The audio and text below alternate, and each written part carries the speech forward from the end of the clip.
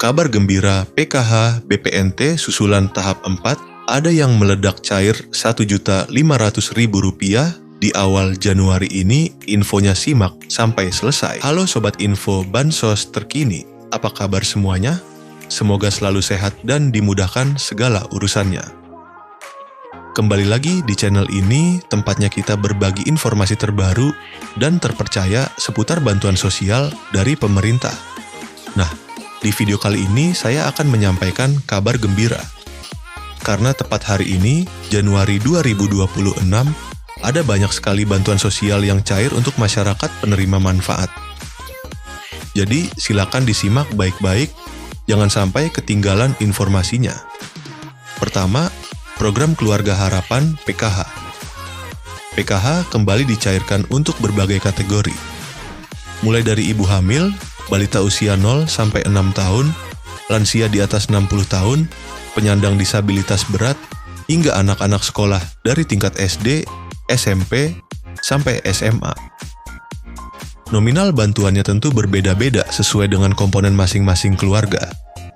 Pastikan dicek melalui buku tabungan atau ATM di Bank Himbara, yaitu BRI, BNI, Mandiri, maupun BTN. Kedua, bantuan pangan non-tunai, BPNT, atau kartu sembako.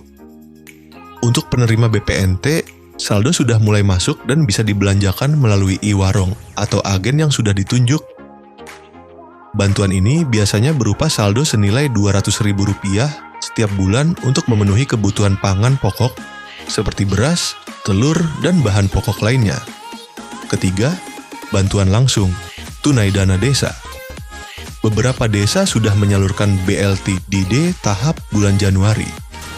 Jadi bagi keluarga penerima manfaat di tingkat desa, segera konfirmasi ke kantor desa atau cek informasi dari perangkat desa setempat. BLT ini diberikan untuk membantu meringankan kebutuhan hidup sehari-hari, terutama bagi keluarga yang masuk kategori miskin dan rentan. Keempat, bansos pangan beras 10 kg. Selain bantuan tunai, ada juga bansos beras 10 kg dan minyak 2 liter yang disalurkan melalui Bulog. Beberapa wilayah sudah menerima distribusi langsung, baik diambil melalui kantor desa, kantor kelurahan, atau diantar ke rumah masing-masing penerima. Nah, sobat semua, itu tadi beberapa bantuan sosial yang cair di bulan Januari 2026 ini.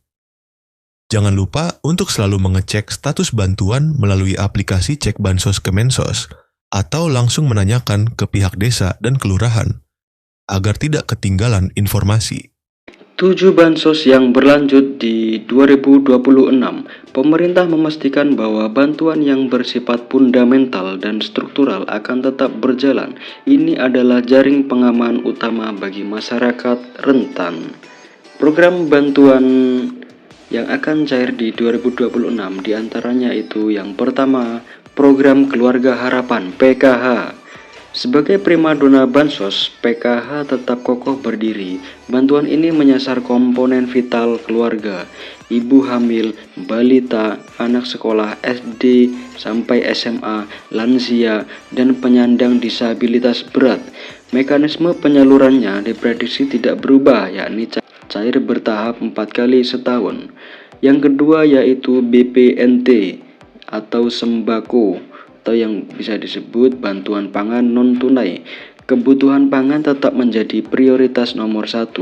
Meski ada wacana transformasi ke direct cash, transfer uang digital untuk efisiensi program ini dipastikan aman, yaitu dalam artian program BPNT masih terus berlanjut di 2026. Yang ketiga yaitu bantuan PIP, Program Indonesia Pintar. Komitmen mencerdaskan bangsa tidak surut. Anak-anak dari keluarga prasejahtera tetap dijamin akses pendidikannya melalui bantuan tunai PIP. Jadi PIP di 2026 akan tetap berlanjut. Yang keempat yaitu PBIJKN atau Kartu Indonesia Sehat gratis dari pemerintah. Kesehatan adalah hak dasar. Subsidi iuran BPJS Kesehatan bagi 40% penduduk termiskin tetap ditanggung penuh oleh negara. Bantuan beras 10 kg. Program cadangan pangan pemerintah CPP ini diprediksi kuat akan diperpanjang, berfungsi sebagai bantalan saat harga beras gejolak atau terjadi kerawanan pangan. Jadi bantuan beras di tahun 2026 akan tetap berlanjut. Yang keenam yaitu atensi lansia dan disabilitas berat. Kementerian Sosial terus menyalurkan bantuan rehabilitasi sosial baik berupa alat bantu, kursi roda, alat dengar maupun makanan bagi lansia tunggal dan disabilitas. Untuk yang ketujuh, bantuan pena pahlawan ekonomi Nusantara. Ini adalah bintang baru bagi KPM usia produktif di bawah 40 sampai 45 tahun yang sudah lama menerima bansos. Pemerintah menawarkan modal usaha hingga 5 juta rupiah. Syaratnya harus siap graduasi atau mundur dari kepesertaan bansos reguler. Setelah usahanya mandiri ya. Jadi nanti akan ada pengembangan apa skill-skill yang bisa dipelajari dan dipraktekkan. Dalam artian harus melalui proses graduasi secara mandiri atau graduasi secara sukarela. Tidak semua kabar itu manis ya. Ini dia yaitu kabar di tahun 2026 menjadi akhir perjalanan bagi bansos yang sifatnya ad hoc atau sementara. Nah, selanjutnya bansos yang kemungkinan di tahun 2026 tidak akan cair lagi yaitu BLT Kesejahteraan Rakyat atau BLT Kesra. BLT mitigasi bantuan tunai tambahan yang sering cair di momen tertentu seperti saat inflasi tinggi atau El Nino dikabarkan berhenti total per 31 Desember 2025. Sifatnya yang fleksibel dan temporer membuat program ini tidak masuk dalam anggaran rutin jangka panjang 2026. Bantuan subsidi BSU, program yang sempat hits saat pandemi ini juga diprediksi tidak akan muncul kembali seiring dengan pulihnya kondisi ekonomi pasca krisis.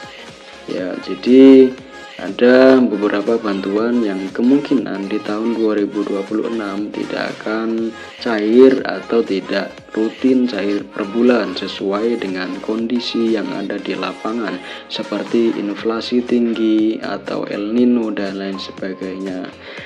Ya, lalu isu yang sangat hangat di tahun 2026 yaitu era baru bansos digital dan seleksi alam KPM. Isu paling strategis di tahun 2026 adalah digitalisasi dan validasi ketat. Pemerintah melalui bocoran dari Menko Luhut Binsar Panjaitan merencanakan peluncuran sistem bansos digital berbasis Artificial Intelligence atau AI. Tujuannya yaitu memberantas hantu bansos alias penerima fiktif, penerima ganda atau salah sasaran. Jadi concern pemerintah sangat concern di situ ya, seperti penerimanya yang nggak ada atau bansosnya tetap cair, meninggal tetap bansosnya cair, atau penerima ganda atau salah sasaran. Itu pasti menjadi concern agar efisiensi menggunakan artificial intelligence. Apa konsekuensinya bagi KPM jadi KPM yang terdeteksi sudah mampu secara ekonomi, memiliki aset, gaji UMR atau di atas UMR dan lain sebagainya, yang intinya mampu akan langsung dinonaktifkan dari DTKS, data terpadu kesejahteraan sosial.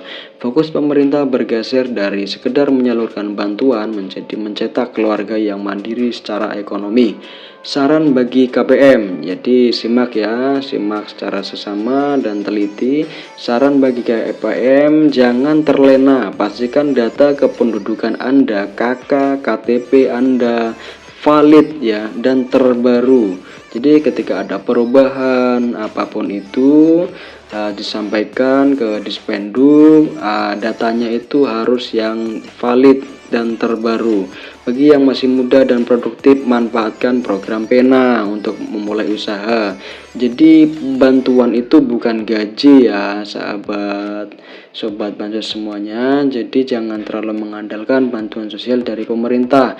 Gunakanlah bantuan sosial itu untuk produktivitas Anda, membantu ekonomi Anda, membantu usaha Anda agar Anda berkembang dan usaha Anda juga berkembang, dan nantinya ekonomi Anda juga berkembang dan stabil. Karena di masa depan bansos tunai murni akan semakin diperketat seleksinya. Jadi tidak semua orang serta-merta gampang untuk menerima bansos ini.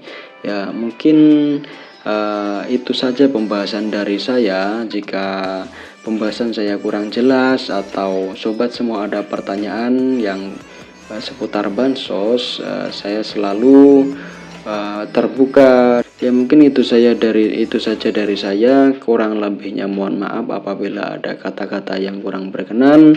Dari saya, wassalamualaikum warahmatullahi wabarakatuh. Salam sejahtera, salam tepat sasaran.